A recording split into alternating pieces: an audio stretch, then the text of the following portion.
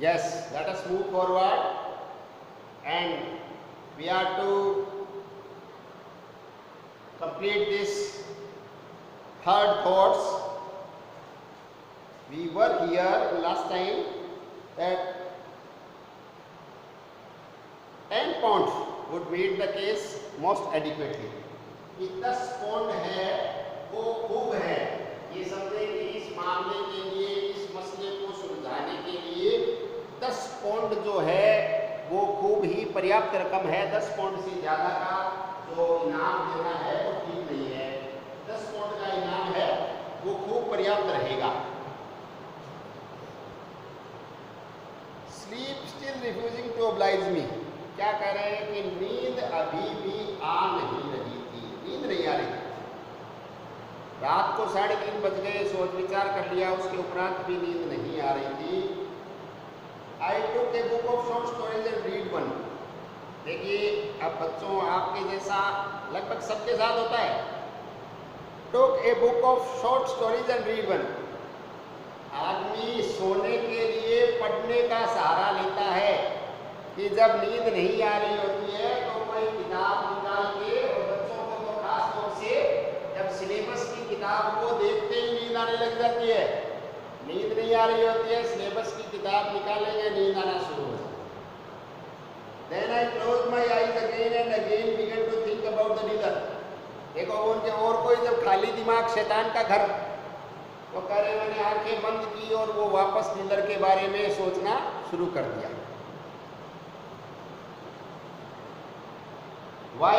So my thought ran, send him 10 pounds. अब देखिए पहले बात कहाँ पर फिनिश हुई थी कि उसको 10 पाउंड दे देंगे, उससे बात बन जाएगी।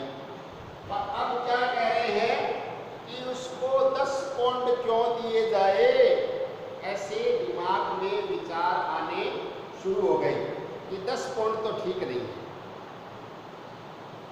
It will only give him a wrong idea of his customers, none other of whom would be so fair, so sporting as I.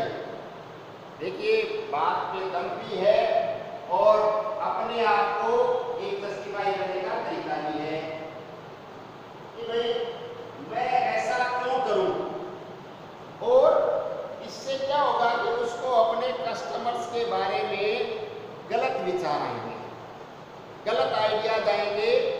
वो दूसरे कस्टमर से भी ऐसी उम्मीद लगाकर बैठ जाएगा और दूसरे कस्टमर कोई मेरे जैसे तो होंगे नहीं। ध्यान में रखने के हर आदमी अपने आप को बड़ा यूनिक मानता है, बड़ा उदार, महान। जब दूसरों को ऐसी उम्मीद लगा के बैठ जाएगा तो निराश होगा। ऐसा होता थोड़ी है, कोई मेरे जैसे उदार थोड़ी होते हैं सारे। He will expect similar letters every day and be disappointed. बात ये वो तो रोजाना ऐसे लेटर की उम्मीद लगा के बैठ जाएगा, जैसे मैं भेज रहा हूँ कि 5-10 पाउंड कोई भेज दे, और जब नहीं आएंगे तो भी निराश होगा। तो दोनों ही बातें हैं वो बड़ी दुखद है। इसलिए किसी व्यक्ति को ऐसा नहीं करना चाहिए कि एक बार भेज दिया फिर वो रोजाना निराश हो। And then he will become embittered and go down the way of tears and miserable creature. और फिर वो दुखी होगा, प्रताड़ित होगा, कड़वाहट आएगी और दुख की घाटी में समा जाएगा, दुख की घाटी में पीड़ा का अनुभव करेगा, टीयर्स आएंगे, आंसू आएंगे और वो एक दयनीय प्राणी बन जाएगा। वो मैं चाहता नहीं। देखो उसके भले के लिए उसको कम पैसे भेजे तो ज़्यादा ठीक है, पर हर चीज़ में आदमी क्या है, अपने आप को जस्टिफाई करने का लॉजिक बना ही लेता है। अपने आप को जस्टिफाई करने का लॉजिक बना ही लेता है कि ज़्यादा पैसे भेजना भी ठीक नहीं। He looked a nice old man to a pity nay a crime to injure such a nature. देखो दिखने में वो अच्छा भला आदमी लगता है, अच्छी प्रकृति का व्यक्ति है, ये का मतलब मोर देन दैट, और इससे भी ज्यादा क्या होगा, तो इंजर सच ए नेचर, इस प्रकार के अच्छी प्रकृति वाले व्यक्ति को पीड़ा पहुंचाना अच्छी बात नहीं। कोई दुष्ट हो उसका तो चलो हो जाए, पर व्यक्ति अच्छा है, भला आदमी है, तो उसको पीड़ा पहुंचाना मेरे तरीके से, मेरे एंगल से किसी भी रूप में ठीक नहीं है। No 10 pound is absurd. 10 pound तो बहुत बड़ा काम हो जाएगा। 10 पाउंड अच्छी बात नहीं, 10 पाउंड वाला काम अपन नहीं करेंगे। 5 would be plenty, 10 would put him above himself। ये लो, कहाँ से शुरू हुई थी बात? आधे से। 10 तो एब्सर्ड का मतलब होता है बद्दा बहुत ज्यादा खराब हो जाएगा, उसके लिए वो रोजाना ऐसा सोचने लग जाएगा, उसका बड़ा भले की बजाय बुरा हो जाएगा। तो 10 पाउंड भेजना ठीक नहीं है। 10 पाउंड तो भेजेंगे तो ये मान लो कि अपन उसका भला नहीं कर रहे, बुरा कर रहे हैं, तो क्या करना चाहिए? 10 पाउंड नहीं भेजेंगे, क्या करेंगे? 5 would be plenty। 5 है वो पर्याप्त है, खूब है, ये मान लो 5 पाउंड है वो खूब है, पर्याप्त है। 10 would put him above himself। 10 में तो क्या अपने फिर above himself मतलब हैसियत से बाहर निकल जाएगा, उम्मीद लगाकर बैठ जाए और ऐसे 10-10 पाउंड ऐसे ही आने लग जाए तो आदमी को फिर अपना जो लेवल है वो भूल जाता है। इसलिए 10 पाउंड किसी भी दृष्टिकोण से सही नहीं है। While I was dressing the next morning, I thought about the dealer again. Why should I sow my thought? And directly I had for the first time in my life bought off a financial cop, spoil it by giving a large part of the profit away। अगले दिन देखो फिर सुबह जब तैयार हो रहा था तो क्या दिमाग में जा रहा है कि पहली बार तो जिंदगी में कोई अच्छा लाभ हुआ है, पहली बार तो जिंदगी में कोई फाइनेंशियल बेनिफिट हुआ है, और उसी को मैं स्पॉइल करूं, उसी को मैं खराब करूं, तो मेरे से बेकार कोई आदमी होगा क्या धरती पर? अरे इतनी मुश्किल से मेरे को बेनिफिट मिला है, लाभ मिला है, तो मेरे को उस लाभ को बनाए रखना चाहिए या खराब करना चाहिए? Why should I spoil it? मैं उसको खराब क्यों करूं, उसको क्यों नष्ट करूं? By giving a large part of the profit away। अरे लाभ का एक बड़ा हिस्सा यूं ही गंवाकर उस लाभ को खराब करने में क्या मतलब है? Was not that flying in the face of the goddess of business, whoever she may be? क्या ये बिजनेस की देवी जो अपने बोलते हैं लक्ष्मी मैया, उसका अपमान नहीं होगा? अरे सामने से आया है कुछ और उसको हम दुत्कार रहे हैं, नकार रहे हैं, लाभ दिया है उसका बड़ा हिस्सा वापस उछाल रहे हैं। No, that is not good thing। Was it not asking her to disregard me? Only a day or so after we had at last got on terms। क्या ये लक्ष्मी मैया का अपमान नहीं हो जाएगा क्या, जो बड़ी मुश्किल से तो हमारी अच्छी थोड़ी ट्यूनिंग हुई है, got on terms, और आप उसमें से बड़ा हिस्सा नकार दोगे तो क्या होगा? नाराज होगी, डिसरिगार्ड होगा। डिसरिगार्ड किसी का भी हो तो फिर उसको अच्छा थोड़ी लगता है कि मैंने तो इसके लिए भले के लिए इतना फायदा दिया और ये ऐसे कर रहा है। There is no fury like a woman's scorn, it would probably be the end of me। इतना आगे तक सोचने लग गया कि दुनिया में ये देखो शेक्सपियर का कहा है, no fury like a women's scorn, कि महिला की घृणा का पात्र बन गया तो फिर उसके गुस्से का कोई अंत नहीं है। कुछ भी किस हद तक भी वो जाकर नष्ट भ्रष्ट कर सकती है। इसलिए कभी भी किसी महिला के लिए बुरा सोचना भी नहीं। तो ये तो अपमान करने की बात आ रही है, दैट इज 100% रॉन्ग कॉन्सेप्ट। इसलिए मेरे को ऐसा बिल्कुल भी नहीं करना है। Probably be the end of me, ये तो संभवतः मान लो सुसाइडल हो जाएगा, खुद के अंत का निमंत्रण हो जाएगा कि मैं लक्ष्मी मैया का, आई हुई लक्ष्मी मैया का अपमान करूं, इसलिए ऐसा काम मेरे को नहीं करना है। City magnets are successful probably just because they don't do these foolish impulsive things. City magnets किसको बोलते हैं पता? जो शहर के बड़े बड़े चुंबकीय व्यक्तित्व के धनी हैं, सफल व्यवसायी हैं। वो क्यों सफल व्यवसायी हैं? क्योंकि वो इस प्रकार की मूर्खतापूर्ण भावनाओं से प्रेरित बातें काम नहीं करते, लॉजिकल चलते हैं। इसीलिए वो शहर के बड़े मैग्नेट्स, सक्सेसफुल व्यवसायी हैं। क्यों हैं? क्योंकि वो इस तरीके के कार्य नहीं किया करते। Impulse is the negation of magnetism.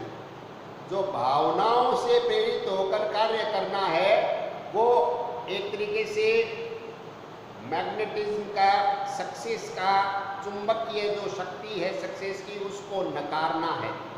भावनाओं से प्रेरित होकर कोई काम अगर हम करेंगे तो आप ये समझ जाइए कि हम सफलता को नकार रहे हैं। और ये तो आई हुई सफलता है। जब लक्ष्मी की देवी हमारे ऊपर मेहरबान हुई है तो हम उसको ऐसे नकार दें, नकार दें। It would certainly be very very foolish, बहुत ज्यादा उत्तापन हो जाएगा अगर मैं ऐसा करता हूं। तो देवी मुझे माफ नहीं करेगी। If I am to make any kind of figure in this new role of fine art speculator, so my thoughts continued. I must control my mind. Fine art speculator क्या होता है? स्पेकुलेटर होता है अनुमान लगाने वाला। कि अच्छी कलाओं के संदर्भ में अनुमान लगाने वालों की दुनिया में अगर मेरे को कोई भी स्थान बनाना है तो मेरे को अपनी भावनाओं को नियंत्रित करना सीखना पड़ेगा। अपनी भावनाओं को इस तरीके से अनकंट्रोल करने से, अनकंट्रोल होने देने से मैं एक अच्छा व्यवसायी, अच्छा स्पेकुलेटर नहीं बन पाऊंगा। अपनी भावनाओं को तो नियंत्रित करना सीखना ही पड़ेगा। इस तरीके से मेरे विचार हैं वो चले।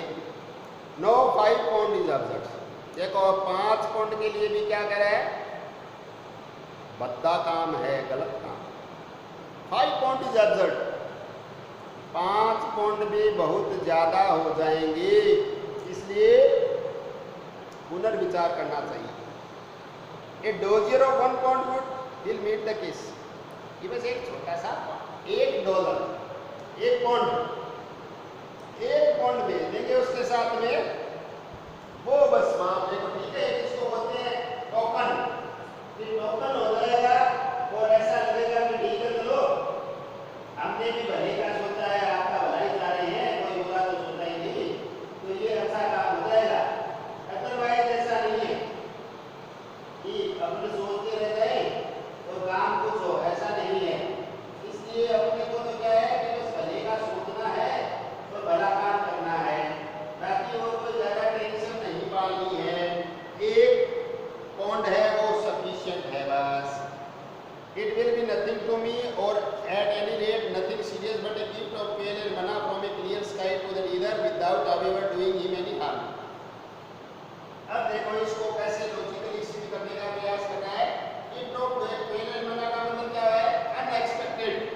जैसे एकदम खुले आकाश में से कभी बारिश हो जाए या कुछ आ गिरे, इसकी हमने कभी कल्पना ही नहीं की हो, ऐसा अगर कुछ घटित हो जाता है उसको गिफ्ट ऑफ पेन एंड मना।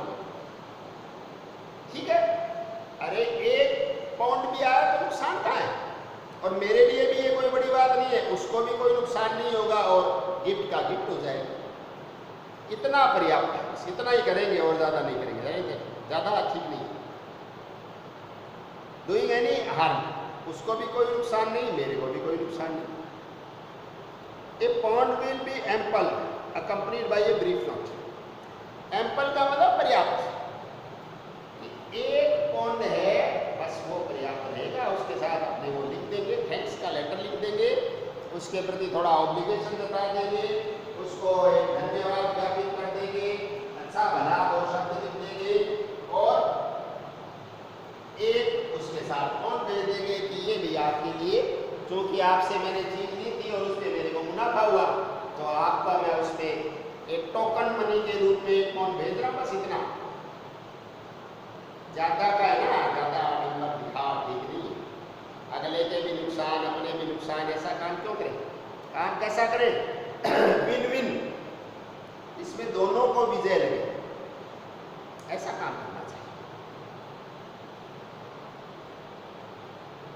The note was to the effect that I had sold the drawing at a profit, which enabled me to make him a present, because it was an old and perhaps old belief of mine that one should do this kind of thing, good luck should be shared. Yellow. कि note को लिखेंगे, उसमें क्या लिखेंगे? उसमें अपने आप की तारीफ कर रहा है। देखो कि देखो ऐसा पुराना विश्वास है, मैं ऐसी मान्यताएं मानता हूँ, और क्या है कि पहले भी लोग कहते थे कि मैंने जो ड्राइंग बेची वो एक फायदे में बेची, प्रॉफिट में बेची, और उससे मैं इस योग्य हुआ कि मैं आपको एक उपहार दे पाऊँ। अन्यथा तो कोई उपहार वाली बात ही नहीं थी, कोई गिफ्ट वाली सोच ही नहीं थी।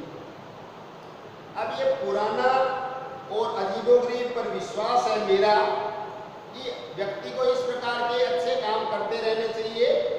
Good luck should be shared, कि अच्छा भाग्य उसको सभी में शेयर करना चाहिए, साझा करना चाहिए, अपने लोगों में, पराये लोगों में, सबके साथ अपना जो भाग्य है, अगर अपने भाग्य से अपने को कुछ अच्छा मिला है उसकी कृपा से, तो उसको सबके साथ शेयर करना चाहिए। बड़ा अच्छा भाव।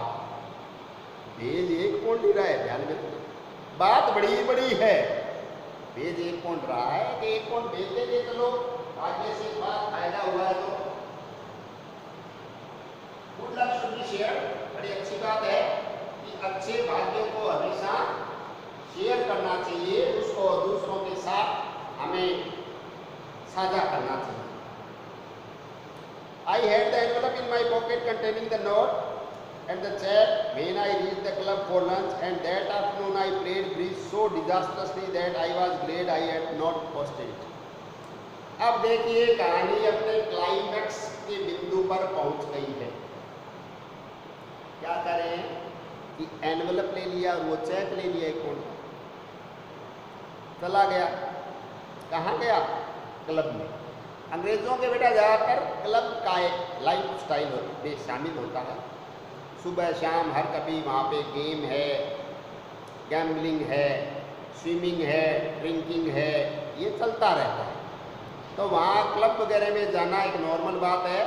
तो बोला कि मैं चला गया और क्लब में, मैंने सोचा ये पोस्ट कर देंगे। पर उस दोपहर ये कह रहे हैं क्या खेलता था? ब्रीज। ब्रीज एक खेल है, ताश का खेला। डिजास्ट्रसली का मतलब हार गया, बहुत ज़्यादा बुरे तरीके से खेला, खतरनाक तरीके से खेला, या यूँ समझे कि उसमें हार गया। हार गया तो इस बात से खुश हुआ कि ये तो बढ़िया रहा, मैंने पोस्ट नहीं किया। मतलब अरे एक पॉइंट बचा तो सही, अगर ये भिजवा देते तो एक पॉइंट का और वो उधर और नुकसान हो जाता। मतलब अब भेजने का आइडिया कैंसिल, कुछ नहीं भेजेंगे। लेके गया था और देखो कौन सी घटना का कहाँ इफेक्ट पड़ता है कि हार गया तो वो काम नहीं करेंगे, जीत जाता तो विचार था।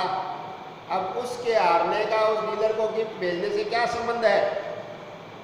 पर संबंध आदमी अपने आप जोड़ लेता है। यही तो मैं आपको शुरू से बता रहा हूँ कि स्वयं को लॉजिक दे लेता है, स्वयं को आर्गुमेंट देकर स्वयं को जस्टिफाई, न्यायोचित सिद्ध करना मनुष्य की सदैव प्रवृत्ति रही है कि कोई न कोई बात से, कोई न कोई तर्क कुतर्क से अपने आप को सही सिद्ध कर लेता है कि हाँ भाई ठीक है,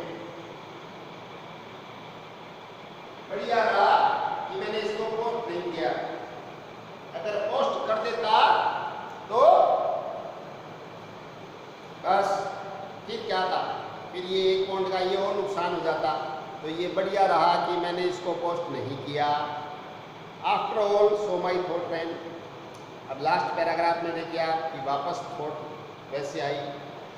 as I destroyed the envelope and contents, ये मैं आपको बता चुका हूँ कि ये भेजने का मानस तो खत्म हो गया, आ गया। तो कह रहा है एनवेलप और चेक को तो फाड़ के फेंक दिया। दिमाग में क्या हो रहा है, क्या तर्क दे रहा है, देखो। Such bargains are all part of the game. ये मोल भाव और ये लेन देन ये तो जीवन का सीधा साधा एक हिस्सा है। इसमें ऐसी कोई सीरियस वाली बात नहीं, कोई ऑब्लिगेशन नहीं है, कोई बाध्यता नहीं है। Buying and selling are a perfectly straightforward matter between dealer and customer. Buying and selling are a perfectly straightforward matter between dealer and customer. बेचने वाले और खरीदने वाले के बीच में खरीदना और बेचना एक सीधा सीधा काम है कि आप पैसे मांगो, मैंने पैसे दिए, चीज मेरी। सीधी सी बात है। उसमें ऐसी बाद में की और मुनाफे की और ये चीज तो होता ही नहीं। ये तो बड़ा स्ट्रेट फॉरवर्ड मामला है। तो इतने स्ट्रेट फॉरवर्ड मामले को मैंने कॉम्प्लिकेटेड बनाया ही क्यों? ऐसा उदार सोचना, ऐसा उठपटांग बातें सोची, ऐसा मन में विचार आया, ये भला कर दूं, वो भला कर दूं, आधा दे दूं, 10 दे दूं, 5 दे दूं, 1 दे दूं, ऐसा मेरे को सोचना ही नहीं चाहिए था। It was something improper. ये प्रॉपर तरीका ही नहीं था कि मैं इस तरीके से सोचूं, ये मेरे विचारों के अनुरूप नहीं था। The dealer asks as much as he thinks he can exert, and the customer having paid it is under no obligation whatsoever to the dealer. देखो, बेचने वाला कोई कम मांगता है अपनी तरफ से। आपने कोई भी दुकानदार अपने को चीज बेच रहा है तो वो अपनी तरफ से कम करके मांगेगा क्या? बिल्कुल नहीं। एज मच एज पॉसिबल, कि उसको लगता है कि इस व्यक्ति से इतना मुनाफा मैं कमा सकता हूँ, उतना मानता है वो, और बार्गेनिंग करने वाला कम से कम देने का प्रयास करता है। तो उसमें कोई ऐसी बात नहीं, तो वो मेरे से जितना मुनाफा ले सकता था उसने उतना मुनाफा ले लिया। अब वो उतना मुनाफा ले लिया, उसके बाद मैं उसके प्रति कोई ऑब्लिगेशन तो नहीं रखूंगा। क्यों रखूंगा? कोई भी क्यों रखेगा? उसके प्रति कोई भी कृतज्ञता का भाव, कोई ऑब्लिगेशन वाली जैसी चीज है ही नहीं। हैविंग पेड इट, अब उसने मांगा, दुकानदार ने जितना मांगा 10 शिलिंग, मैंने उसको चुका दिया। No under no obligation whatsoever to the dealer. तो फिर मैं डीलर के प्रति किसी भी प्रकार के ऑब्लिगेशन में, किसी भी प्रकार की कृतज्ञता के भाव में नहीं हूं। इस प्रकार से कह रहे हैं इंसिडेंट इज क्लोज्ड। इस प्रकार घटना है वो समाप्त होती है। तो इसमें सीखने की बात क्या है? देखो, जो मैंने आपको बताया था कि व्यक्ति अपने आप से आर्गुमेंट करता है, अपनी भावनाओं को अभिव्यक्त भी करता है, उनको कंट्रोल भी करता है, उनको अपने मन के माफिक, ये ध्यान में रखना, मन के माफिक, कि जैसा लगा वैसा तर्क दे दिया। पहले तो अच्छा लगा कि चलो आधा देना चाहिए, आधा देना चाहिए, तो आधा दे देते हैं, कोई बात नहीं है। और उसके बाद में फिर कि नहीं, आधा तो ठीक नहीं रहेगा, इतना बड़ा हिस्सा थोड़ी देते हैं, 10 पाउंड ना, 10 पाउंड भी ठीक नहीं रहेगा। तो फिर क्या सोचा कि 5 पाउंड। आपको याद है ना, मैंने आपको बताया था लास्ट वीडियो में वो घटना कि ऊपर व्यक्ति होता है तो मैं 21,000 का करूंगा, फिर 11,000 का, फिर 5100 का, फिर 2100 का, और लास्ट में अरे अब तो पहुंच गया। अब क्या? वैसी सी सिमिलर विचारधारा हमें इसमें देखने को मिलती है। जैसा कि स्टोरी का नाम ही थर्ड थॉट्स है, तो आदमी को 2 बार 3 बार 4 बार अलग अलग तरीके के विचार आते हैं, और उन विचारों को वो कैसे परिवर्तित करता है, कैसे चेंज करता है, कैसे अपने आप से ही आर्गुमेंट करके अपने आप को सही सिद्ध करता है, जस्टिफाई भी करता है। ध्यान में रखना, व्यक्ति अपने आप को हर एंगल से न्यायोचित ठहराने का प्रयास हमेशा करता है कि भाई मैं तो एकदम से न्यायोचित काम ही करता हूँ, मैं कभी गलत काम तो करता ही नहीं। अब हम सारे इसमें शामिल है, ध्यान रखना कि हम कभी अपने आप को, अपने काम को गलत नहीं मानते। अपने काम को सही सिद्ध करने के लिए कोई न कोई तर्क, वितर्क, कुतर्क लगा लेते हैं कि नहीं नहीं मेरा काम तो एकदम सही है, मेरा काम कहाँ गलत है। अब देखो ये सारी घटनाएं और कहानी कहाँ पर घटित हो रही है? दिमाग में। वास्तविकता में अगर आप देखें तो कुछ हुआ ही नहीं। वास्तविकता में तो सिर्फ एक वो फोटो ली और उसको बेचा, बाकी सारा काम तो कहाँ हो रहा है? बाकी सारा काम तो दिमाग में ही घटित हो रहा है। इसलिए ये साइकोलॉजिकल लेवल की घटना है जो हम सभी पढ़ते हैं, एंजॉय करते हैं। मनुष्य के दिमाग में, अंतरात्मा में झांकने का हमें एक अवसर मिला है, जिसके जरिए राइटर ने बहुत ही शानदार तरीके से मनुष्य के मन मस्तिष्क का जो द्वंद्व है उसका चित्रण किया है। I hope you enjoyed a great deal and understand as well. आपको खूब समझ में आया होगा। अगर कहीं कोई डाउट लगे आप मेरे को पूछ सकते हैं। Okay, thank you very much. We would meet in next video with a new topic. Okay.